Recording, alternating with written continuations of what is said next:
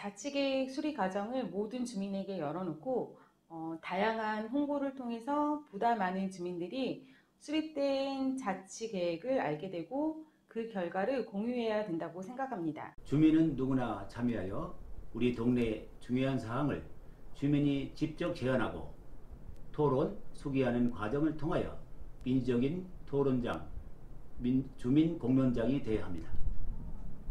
실제로 주민들의 대다수가 참여할 수 있는 온라인 투표나 어려우면 이제 통반장님들이 뭐 설문지, 비대면 설문지 이런 걸로 수거를 하거나 이런 정량적인 수치적인 대표성이 하나 있어야 될 것 같고, 여러분의 의견이 받아들여졌고 어떻게 진행되고 있는지를 좀 친절하게 알려줄 수 있는 총회의 결과들이 전달되어지는 게 한두 차례라도 진행되면 그 이후로는 대표성들이 좀 더 보장되지 않을까라는 생각을 합니다. 최대한의 홍보를 통해서 한 분이라도 더 많은 주민총회에 참석할 수 있도록 주민들을 유도하는 것이 가장 중요하고, 지속적으로 주민자치에 대해서 홍보를 하는 것이 가장 중요하다고 생각을 합니다. 주민들에게 주민자치회가 있다는 사실을 적극적으로 알려야 합니다. 더하여 동네에 활기가 넘쳐서 주민들의 마음에 나도 참여하고 싶구나 라는 마음이 들 정도가 된다면 가장 좋지 않을까 생각됩니다.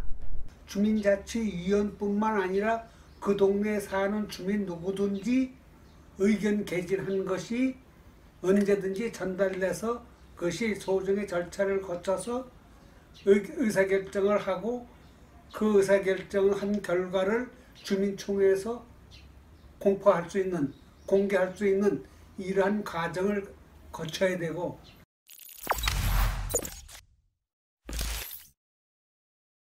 네, 안녕하세요. 주민자치를 사랑하는 주민 여러분, 위원님 여러분, 반갑습니다. 저는 주민자치TV의 김일식입니다.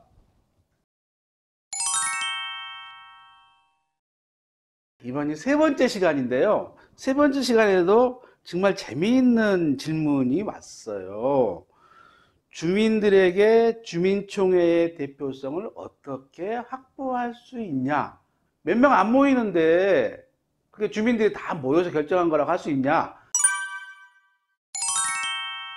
올해는 코로나 때문에 사람도 안 보이고 온라인 총회로 하고 상설투표하고 그런단 말이죠.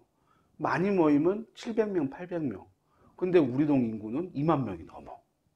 그러면 700명, 800명이 그 2만 명이 넘는 의견을 다 대표해서 결정할 수 있냐? 조례에는 주민총회 정족수가 있는 데가 있고 없는 데가 있어요.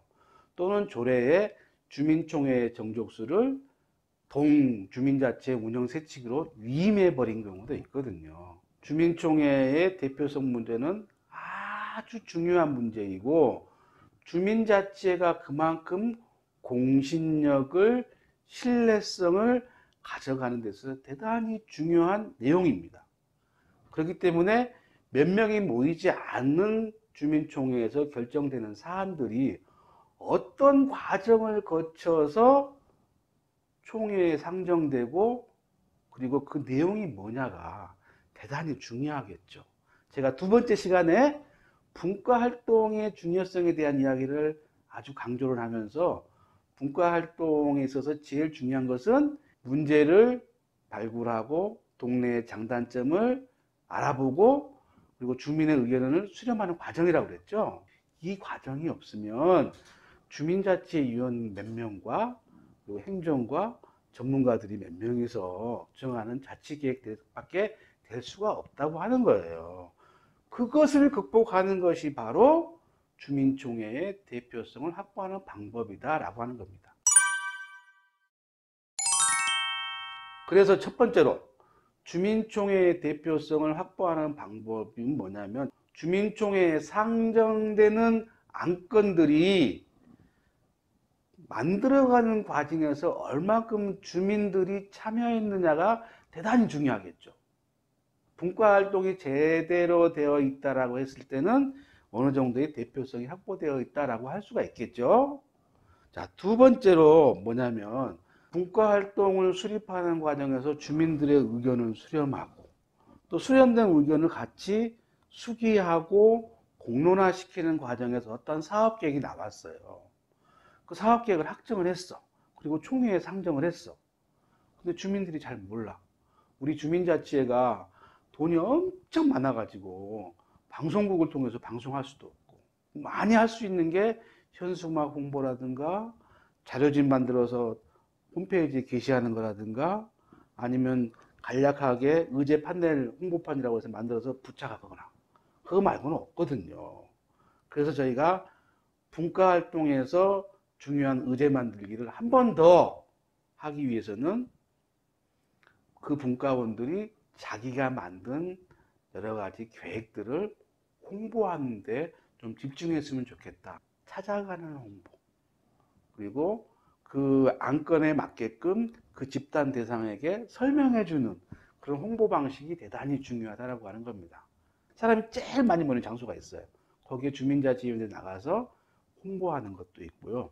골목에 평상에 앉아서 사람들을 기다리면서 홍보하는 것도 있고요.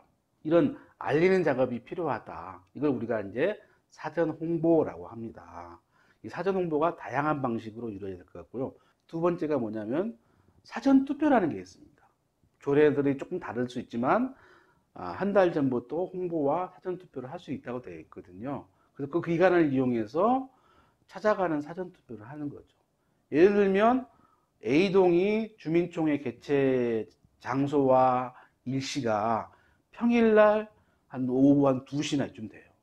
그러면은 평일날 2시에는 물리적으로 참여할 수 없는 분들이 직장인들은 안 되겠죠. 학생들 같은 경우도 참석할 수 없을 거 아니에요. 그래서 찾아가는 주민자치 사전투표라는 것도 있을 수 있습니다. 자기 동지역 안에 있는 중학교라든가 고등학교를 방문하는 거죠. 교장선생님 재량 시간을 활용해서 방과 후 교실을 활용해서 여러 가지 홍보를 할 수도 있고요. 또 그걸 통해서 학생들이 투표에 참여할 수 있도록 보장을 해주는 거죠. 이런 방법은 실제로 주민자치회의 일들을 홍보하는데 상당히 도움이 되고, 젊은 아이들, 청소년들이 마을의 여러 가지 대소사를 결정하는 경험을 쌓게 한다는 것, 민주주의의 체험을 할 수 있게 한다는 것에 대해서 대단히 중요한 저는 동기부여라고 생각을 합니다. 첫 번째가 사전 홍보, 사전 투표라는 얘기를 했습니다. 근데 이 방법도 여러 가지가 돼야 된다고 생각합니다. 온라인도 좋고요, 오프라인도 좋고, 또는 실제로 그 사업 현장에 가서 설명회 같은 것도 할 수도 있겠죠. 이런 방식이 아주 중요한 부분이고요. 이 방식이 제가 이 차트로 딱 얘기를 해놨습니다. 사전투표 활동에 대한 것들을 쭉 얘기를 해놨는데요. 저희 금천구 사례인데요. 한 달 동안 공무원들이 사용하는 전화 있죠. 거기에 컬러링을 해서 몇 월 며칠부터 며칠까지는 금천구 주민총회의 달입니다. 이렇게 쭉 흘러나와요. 그런 것도 홍보 방법일 수 있겠죠. 사전투표와 관련된 부분을 얘기를 했는데요. 학교를 찾아가는 것도 있을 수 있고, 관련 기관에 안내 공문을 발송하는 것도 있을 수 있고요. 현수막으로 홍보하는 것도 있을 수 있고요. 동주민센터 입구에다가 상설투표소를 만들어서 그렇게 주민들을 참여시키는 방법도 있을 수가 있을 것 같습니다. 대표성을 확보할 수 있는 방법, 제가 수기 과정에서, 즉 자치 계획이 만들어진 과정에서의 대표성을 확보할 수 있는 방법을 제가 분과활동으로 얘기를 했고요. 그 다음에 많은 주민들에게 이 총회의 내용들을 알리는 방식에 대한 대표성 확보 방법을 했습니다. 세 번째 건 결정적으로 뭐냐면요, 주민총회에 참여하신 분들이 그 하나하나의 사업들을 잘 이해하고 또 함께 토론할 수 있는 공론의 장을 만들어주는 겁니다. 그리고 그 주민총회가 어떤 사업만 결정하는 것이 아니고 주민자치회를 운영하는 계획이라든가 주민자치회에 교부되어 있는 예산들을 어떻게 쓰는지 그런 재정계획도 함께 논의하는 자리거든요. 그런 것들도 해야만이 중요한 부분으로 대표성을 확보할 수 있다고 하는 겁니다. 이 세 가지의 모든 전제 조건의 핵심은 뭐냐면 투명성, 두 번째, 민주성입니다. 주민총회는 투명성과 민주성을 보장해야 됩니다. 그래서 나중에 주민총회를 통해서 나온 주민총회의 결과를 주민총회 하기 전에 홍보하신 것처럼 주민들에게 꼭 홍보를 해야 되는 게 바로 주민총회가 갖고 있는 대표성 확보 방법이다 라는 말씀을 드리면서 오늘 또 이 시간 마치도록 하겠습니다. 들어주셔서 시청해 주셔서 고맙습니다. 안녕히 계십시오.